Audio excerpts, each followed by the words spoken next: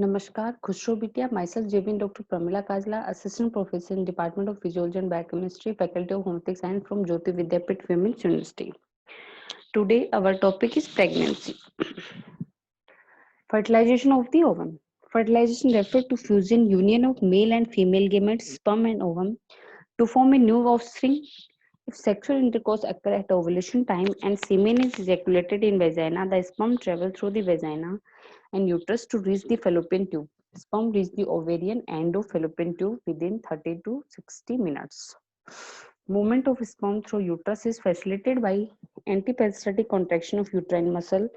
Uterine contraction are induced by oxytocin, which is secreted from posterior pituitary by neuroendocrine reflex during sexual intercourse. Uterine contraction are also facilitated by prostaglandin present in male seminal fluid. Among 200 to 300 million of sperm entering female genital tract, only a few thousand sperm reach the spot near the ovum. Among these few thousand sperm, only one succeed in fertilizing the ovum. During fertilization, the sperm enter the ovum by penetrating the multiple layer of granulosa cell known as corona radiata present around the ovum. It is facilitated by hyaluronidase and proteolytic enzyme present in acrosome of sperm. Proteolytic enzymes from acrosome of successful sperm diffuse through the structure of zona pellucida and inactivate the other sperm entering the ovum. Penetrating movement of sperm is enabled by protein called Caspar present in tail portion of sperm. It is tunnel-shaped protein and form the ion channel for entry of calcium into sperm cell. Immediately after fertilization, ovum, which is in secondary oocyte stage, divided into mature ovum and a secondary polar body. Second polar body is expelled.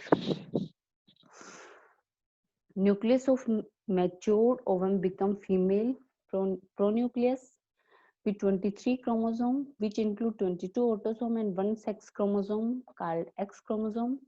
Simultaneously, head of sperm swell and become male pronucleus.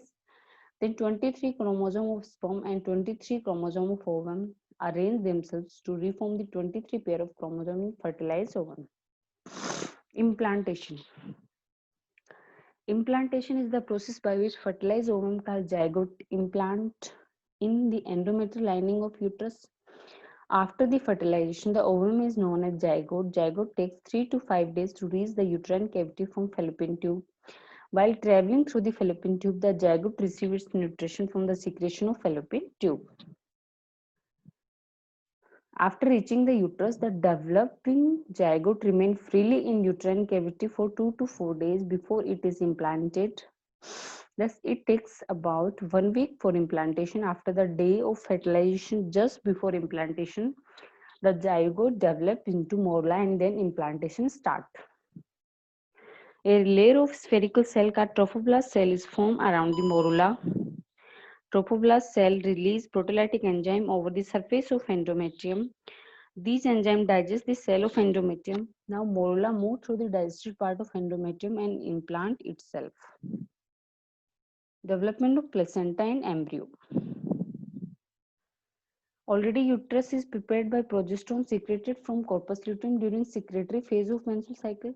After implantation, the placenta develops between morula and endometrium. When implantation occurs, there is a further increase in thickness of endometrium because of continuous secretion of progesterone from corpus luteum. At this stage, the endometrial stromal cell are called decidual cell and the endometrium at the implanted area is called decidua. Fetal part of placenta contain the two umbilical arteries which carry fetal blood to placental villi through capillaries. The blood returns back to fetus through umbilical vein. Maternal part of placenta is formed by uterine arteries through which blood flow into sinusoids that surround the villi. The blood returns back to mother body through uterine vein. Maternal changes during pregnancy. During pregnancy, the changes are noticed in various organ, body, metabolic activity, and functional status of different physiological system in mother. Structural changes. Various structural changes are noticed in primary sex organ, accessory sex organ, and mammary gland during pregnancy. Ovaries. Follicular changes don't appear in ovary, and ovulation doesn't occur because the secretion of estrogen less from anterior pituitary is inhibited. Corpus luteum enlarge and secrete large quantity of progesterone and little estrogen, which are essential for maintaining the pregnancy. It continues for 3 months and then corpus luteum degenerate by the time placenta develop fully and take over the functions of secreting estrogen and progesterone. It continues throughout the period of pregnancy, thus inhibiting the secretion of FSH and LH.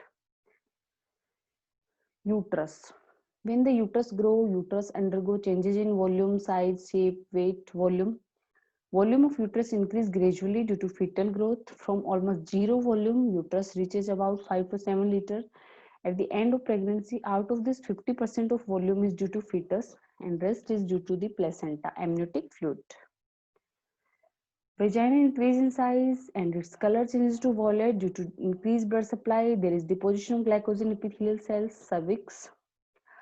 In cervix, the number of glands, blood supply, and mucus secretion increase. The tough cervix becomes soft and it is closed by mucus plug. Fallopian tube. The number of epithelial cell and blood supply increase in fallopian tube. Increase in body weight. Approx weight of various structure which added to weight gain. Fetus 3.5, amniotic fluid 2 kg, placenta 1.5 kg, increase in maternal weight 5 kg, body weight. If proper prenatal care is not taken, the body weight increase greatly, about 20 to 30 kg. This session is powered by Digital Version 2.0 Jyoti Vidyapeeth Women's University. I hope you are satisfied with my session. If you have any query, please mention in comment box. I will resolve it. Thank you.